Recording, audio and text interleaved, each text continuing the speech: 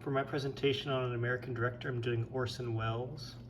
For my getting my voiceover, this is the easiest way I think to do, just record my computer. Probably there's more techie ways, but this is just the simplest way I can think of.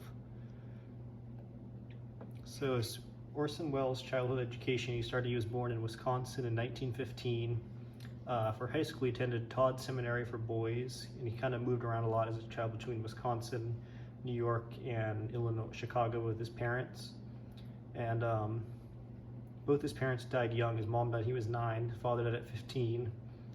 But after he graduated high school, he was offered a scholarship to attend at Harvard, but he declined it and didn't really want to go to Harvard. Instead, he opted to study for a few weeks at the Art Institute of Chicago. He kind of learned kind of there different things. Not an official school setting, but just kind of absorbed the arts. These are just 2 pictures of Orson Welles as a kid. So starting off his early work, he started off as in different theaters. He worked in different theaters as an actor and different things, and then he started kind of the Mercury Theater, where they mainly made different plays based off of Shakespeare, primarily Shakespeare's plays, and they modified them slightly. After that, he kind of started on the radio, where radio in the 1930s was kind of taking off. And he started the Mercury Theater on Air show for the radio, so, based off the Mercury Theater, which he was with.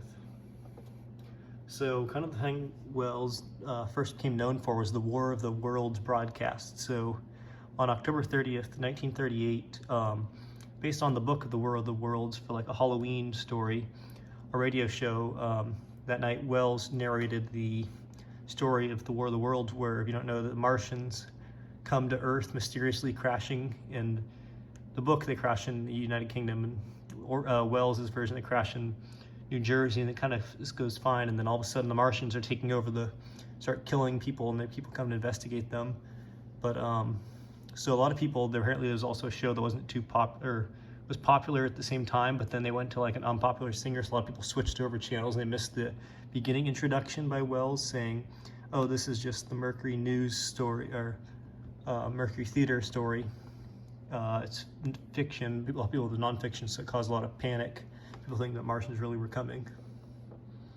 So my clip of War of the Worlds a clip for the film is actually going to be the introduction to the War of the Worlds film. So about a minute of that. Ladies and gentlemen, the director of the Mercury Theater and star of these broadcasts, Orson Welles. We know now that in the early years of the 20th century, this world was being watched closely by intelligences greater than man's, yet as mortal as his own. We know now that as human beings busied themselves about their various concerns, they were scrutinized and studied, perhaps almost as narrowly as a man with a microscope might scrutinize the transient creatures that swarm and multiply in a drop of water.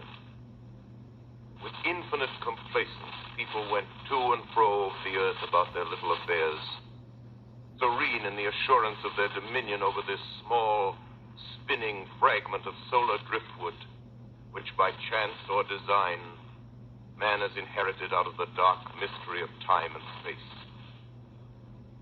Yet across an immense ethereal gulf, minds that are to our minds. All right, so that was the introduction of the War of the Worlds radio broadcast, where Welles was narrating it. And so a lot of people, if they missed the introduction, they went for 30 minutes about them saying, oh, this is a fiction show, that people thought it was a real news broadcast, because later on it sounded like a real news broadcast. Some Welles' famous films are, one of the most is Citizen Kane, which we watched in this class, and is considered one of the greatest movies of all time. Other ones include Touch of Evil and The Magnificent Ambersons, which 2 I've not seen, but I might want to look to because I've enjoyed Welles' films so far. Here's a list of his complete feature films that Welles directed. The last 2 were released posthumously, so after he died, they took what he kind of had partially worked on, and they released. The most one was recently in 2018. So he primarily worked in drama genre. There's a couple other genres, but basically he was mostly dramas. So a lot of like Citizen Kane was a drama. Most of his movies are dramas. They have pictures of Xanadu and Hearst Castle, which is kind of based off of, Xanadu is based off of that here. So Wells contributed to film history. Many consider him the greatest film directors ever. Citizen Kane had different, unique camera shots that were new for their time. He also produced Citizen Kane, which many consider the greatest film ever. And here are my works cited.